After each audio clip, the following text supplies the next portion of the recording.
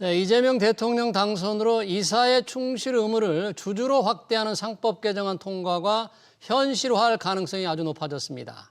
상법 개정안이 통과되면 최대 주주 영향력은 제한될 가능성이 있지만 소액 주주들은 기업 경영에 더 적극적으로 참여할 수 있는 길이 열리죠.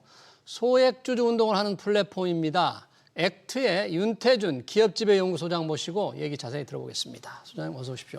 네, 안녕하세요. 안녕하십니까. 액트, 뭐 행동한다는 뜻이잖아요. 그러니까 소액주주 운동을 한다는 그런 플랫폼이네요. 어떻게 소액주주 운동을 하는 건가요? 어떤 조직이죠, 이게? 네, 저희 액트는 자신들의 권리를 찾기 위해 기업을 상대로 행동에 나서려는 주주들을 전방위적으로 지원해드리는 모바일 어플리케이션입니다. 예.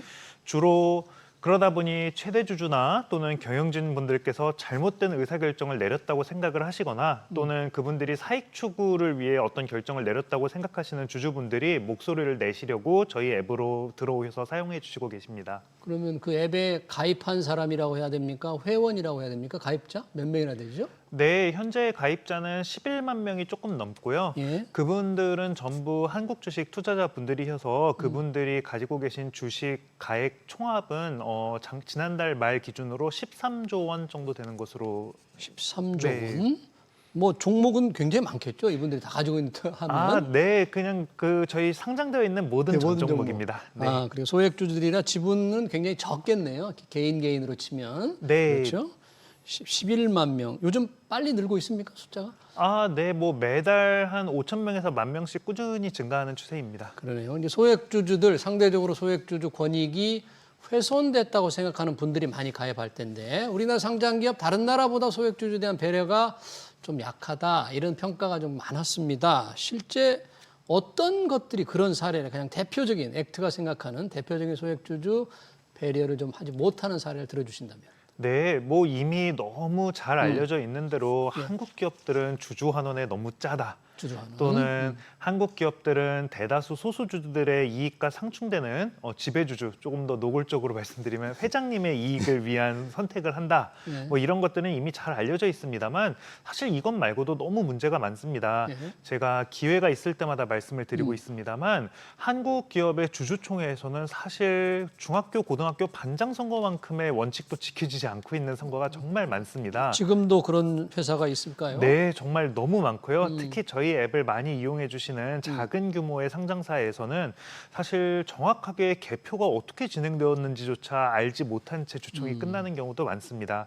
예. 또한 투자자들에게 기업의 현재 상황을 설명하는 IR도 코스닥 기업들의 경우 개인 주주들이 가지고 있는 지분율이 보통 70%를 상회하는 경우가 많습니다만 그럼에도 불구하고 개인 투자자들을 대상으로는 전혀 IR을 진행하지 않고 소수의 기관 투자자나 외국인 투자자들에게만 투자 설명회를 진행하다 보니 많은 주주분들이 정보가 없는 상태에서 좀 기울어진 상태에서 의사결정을 내리게 되어 매우 안타깝게 생각하고 있습니다. 네, 그러네요. 아주 소규모 상장사들의 경우에는 제대로 주총, 소액주주들을 위한 소액주들과의 소통이 조금 상대적으로 소홀했다 이런 그런 지적을 해주셨네요. 오늘 출범한 이재명 대통령, 이재명 정부가 코스피 5천을 내걸었습니다. 뭐 숫자를 내걸었는데요. 이 5천이 다른 나라에서 이렇게 대통령이 코스피 숫자를 주가지 숫자를 내거는 건 더 드문 일입니다만 어떻게 생각하십니까? 재임 기간 중 5년 내 5천이 가능할까요? 가능하려면 뭐 어떤 제도, 어떤 환경, 어떤 정책이 필요하겠습니까? 네, 뭐 당연히 5천까지 가려면 조금 운도 따라줘야 될 거라고 생각은 하고 있는데요.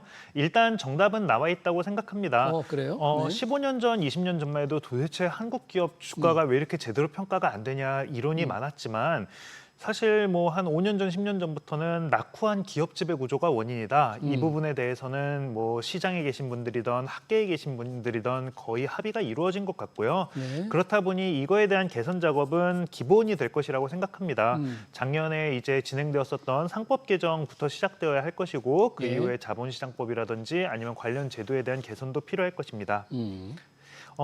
그런데 이제 저는 그것만으로는 5천 가기가 조금 힘들다고 보고 있고요. 예. 지난 정권에서 추진했었던 일이지만 사실 이제 많은 기업들에게 밸류업 프로그램을 도입하라라고 예. 했었는데 사실 성과가 조금 아쉬웠던 측면이 있었는데요. 예. 지난 정권에서 시작되었었던 일이라고 그냥 유야무야 넘어가기보다는 밸류업 프로그램이 실효성을 확보할 수 있도록 좀 많이 보완해서 좀 지속 추진해 주시는 것도 필요하다고 생각하고요. 네. 마지막으로 꼭 드리고 싶은 말씀은 5천 가려면 세제에 대한 손대는 거는 저는 필수라고 생각을 하고 있습니다. 세제 중에서 어떤 걸 손대야 되는 거예요? 사실 뭐 상속세 이야기까지 나오는데 이 부분은 좀 사회적인 합의가 필요하다고 생각해서 상속세율 인하. 네. 네.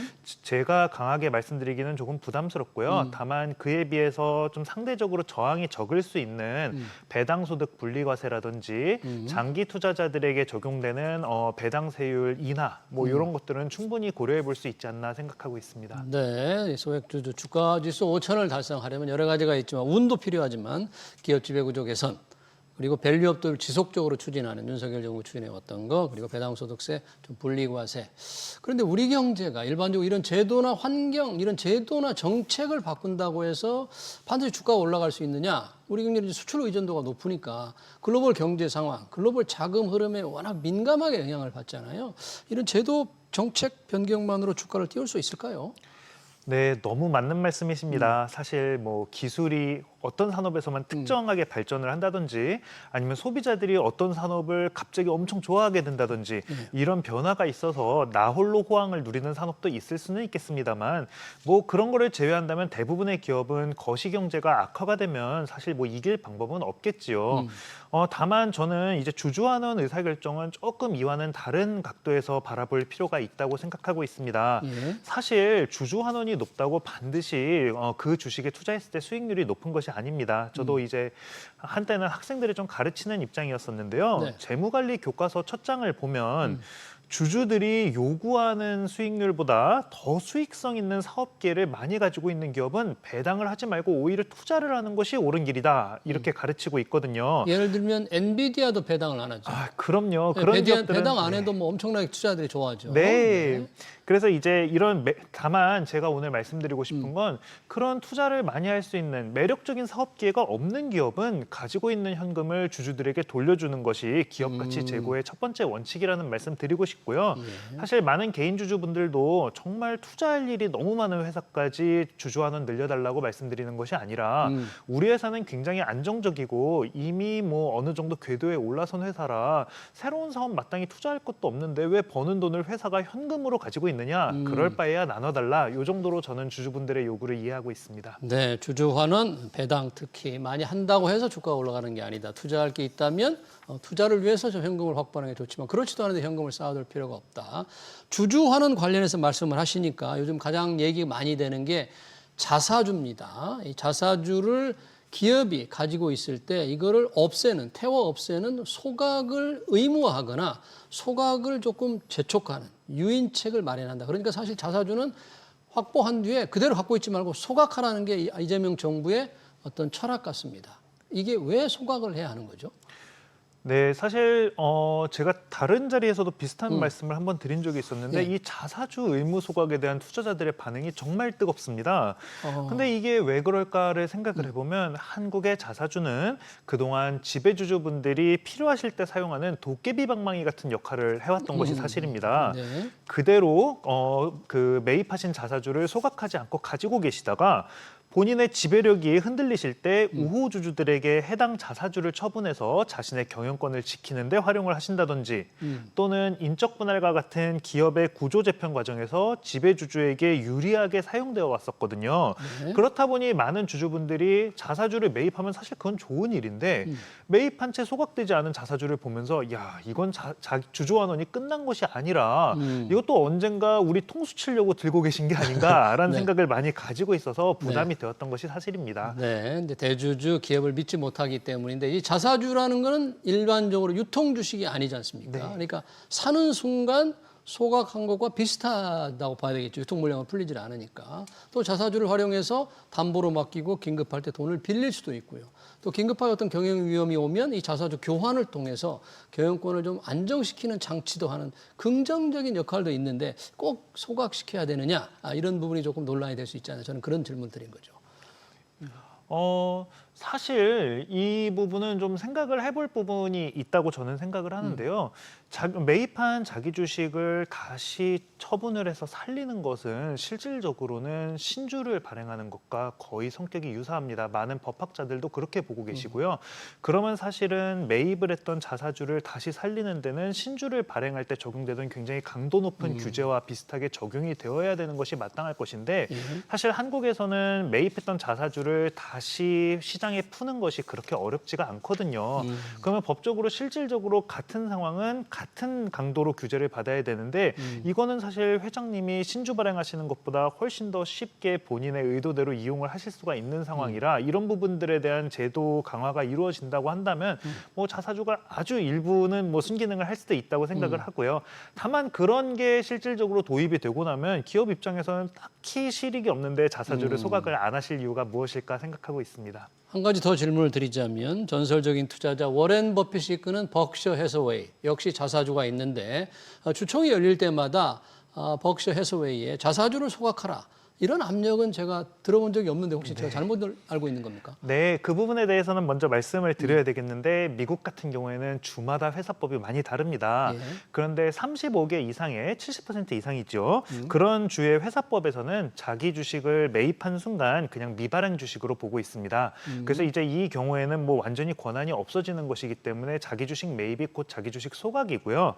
다만 버크셔 해서웨이 같은 데는 예. 이제 델라웨어나 뉴욕주에 상장이 되어 있는데 이런 일부 주에서는 이제 자기 주식을 보유하는 것이 가능하다라고는 하고 있습니다만 이러한 주의 법에서도 자기 주식은 일절 주식이 가져야 되는 권리를 전혀 갖지 못한다라는 조항을 따로 두고 있습니다. 그러니 실질적으로는 장부상에는 남아있지만 사실상 소각된 거나 마찬가지인 거고요. 그래서 한국에서도 일부 상법학자분들은 자기 주식 법리 이것저것을 건드려야 되는 자기 주식 완전 소각을 법 안에다가 넣는 것보다는 아예 이제 자기 주식이 매입이 되면 어떠한 권한도 없다는 것을 상법에 명시하자 이렇게 말씀하시는 분들도 있고요.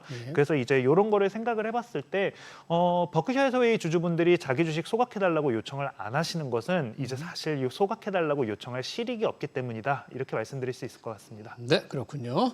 자, 이 주주 환원을 늘리기 위해서 그렇게 하면 이제 주가에 상당히 긍정적인 도움이 될 거다. 관련해서 지금 상법 개정안 주주의 충실 의무를 확대한 상법 개정안이 윤석열 전 정부에서는 다 거부권이 행사됐습니다. 이번 이재명 정부는 빠른 시일 내에 다시 추진하겠다고 분명하게 약속을 했는데요. 기업들이 좀 많이 반대를 하고 있습니다. 이 상법 개정안이 통과가 된다면 소송이 남발될 거다. 그래서 의사결정이 늦어질 것이다. 걱정을 굉장히 많이 하는데 이 기업들의 걱정을 좀 덜어줄 수 있는 상법 개정을 시행하면 덜어줄 수 있는 방법은 필요 없을까요? 네, 우선 생각을 해보면 사실은 소송 남발을 걱정하실 정도로 소액주들이 대기업을 상대로 소송을 건다는 건 사실 대단한 용기와 거의 그 본업을 포기하시는 일이 있지 않은 이상 어려워서 그런 날이 오기는 저는 어렵다라고 생각은 하고요. 예. 다만 이제 그것과 관련해서 제가 가지고 있는 생각은 그만큼 이사분들의 책임이 늘어나다 보니 이사분들께서 어떤 의사결정을 내리실 때 훨씬 더 꼼꼼히 살피실 수 있도록 그분들에게 더 많은 정보가 제공이 되도록 법 개정이 이루어지고 그분들이 좀 더 심사숙고를 할 수 있는 기간을 벌어들이는 것은 필요하지 않나라고 생각을 하고 있습니다. 저희가 실무적으로 보면 굉장히 중요한 이사회가 열리는데 뭐 이틀 전, 3일 전에 자료를 전달받았다. 이런 이사분들이 많으시더라고요. 적어도 분할, 합병 이런 거를 하려면 2, 3주 전에는 관련 자료가 이사분들에게 다 전달이 되도록 강제하는 규정 등이 필요하지 않을까 생각합니다. 이 상법 개정안에 기업들이 조금 수용을 하기 위해서 뭔가 이게 정부가 강력하게 추진하기 때문에 이제 반대해도 소용이 없구나. 그래서 좀 적응을 하기 위해서 그들의 부담을 덜어주기 위해서는 형법상 배임죄를 조금 폐지해야 된다. 이런 의견도 있습니다. 혹시 이 부분은 어떻게 보세요? 네, 저는 사실 재무금융으로 공부를 계속했던 사람이고 제가 뭐 형법 전문가가 아니다 보니 배임죄 폐지에 대해서 제가 이렇다 저렇다 의견을 밝히기는 부담스럽습니다. 다만 이제 이복현 금감원장님께서 이제 작년에 배임죄 범죄 구성 요건에 대해 사적 목적 추구 등의 문구를 추가해서 정말 나쁜 행동을 했을 때에만 배임죄로 처벌될 수 있도록 해야겠다 이런 말씀을 하신 적이 있었었는데요. 저는 사실 이 말씀에 좀 원론적으로 동의는 합니다. 다만 이 자리에서 말씀을 드리고 싶은 것은 그런 논의도 필요하겠지만 일단은 제가 아까 말씀드렸었던 것처럼 이사의 주주충실 의무 도입 이후 이사분들이 좀 더 옳은 선택을 할 수 있도록 지원해드리는 제도 개선이 먼저 논의가 되고 그 다음에 배임죄에 대한 이야기가 나왔으면 하는 바람이 있습니다. 네, 잘 들었습니다. 소액주주 플랫폼이죠. 액트의 기업지배연구소장 윤태준 소장이었습니다. 소장님 고맙습니다. 감사합니다. 네.